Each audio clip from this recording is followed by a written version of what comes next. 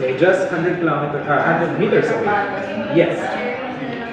Shared amenities, but nothing to worry because it's a half-hectare property. So ganyan siya kalaki lang. Compared to other property here in Davao City, small area, meron mga dalawa, tatlo, apat na buildings. And plus points natin is the bridge. Yan. So,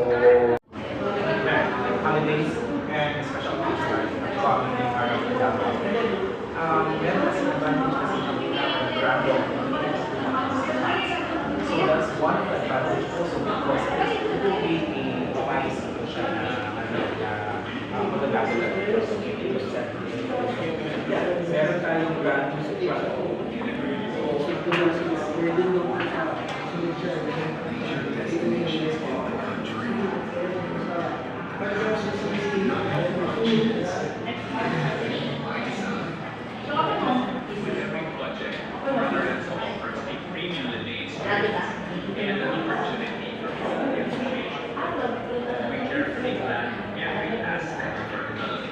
But you have the option to split or the type. Basta permit provision. Provision, yes. Hindi pa sure if for split type or window. Yes, depende ma'am kung anong gusto ng client ko. Meron may provision Kasi for syempre iba yung window.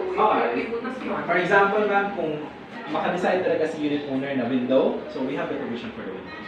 Okay. So pag turn over, May open siya. Yes. For this one, meron na din po. Ilalagay na lang siya.